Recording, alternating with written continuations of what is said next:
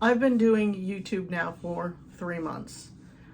It was supposed to be 15 videos in 15 weeks, but it wasn't.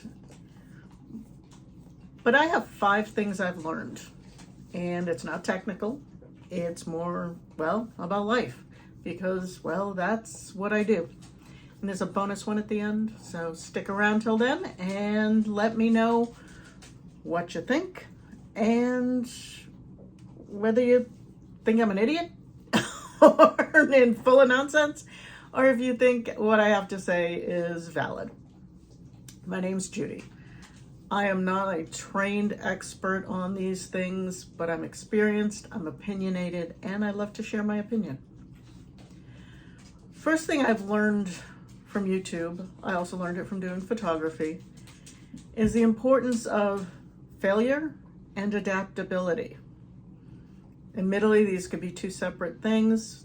You're going to find that in the next one I do as well. But both lead to learning. If you are failing or failed, you learn what not to do. You learn what to do differently.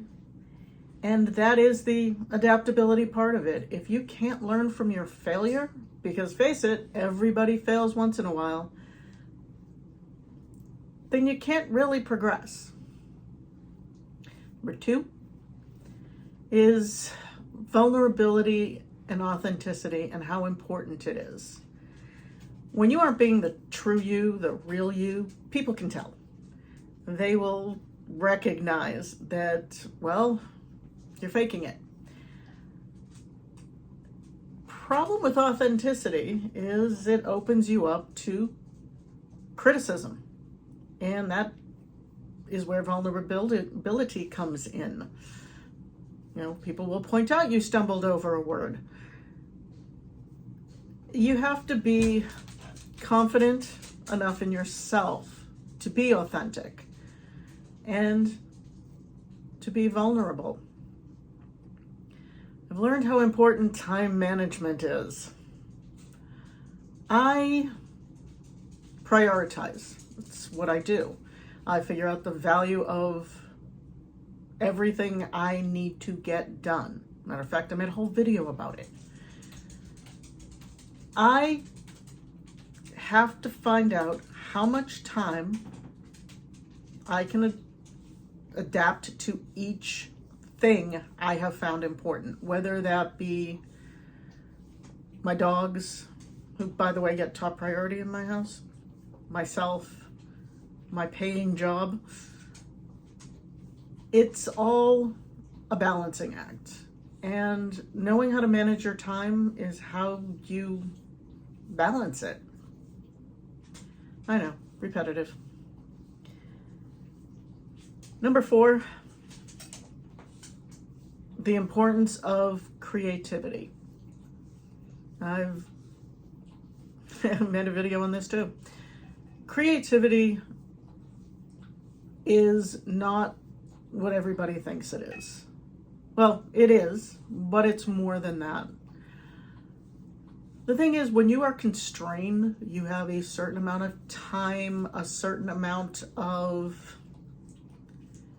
energy, you become more innovative and more creative in how to fit it all together without getting burnt out.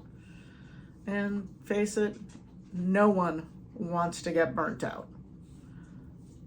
Creative thinking helps evolve. It leads to the adaptability. It leads to authenticity. And it all fits together. I've learned your voice matters. My voice matters. Everyone's voice matters. Just because someone's telling you you're wrong doesn't mean you are.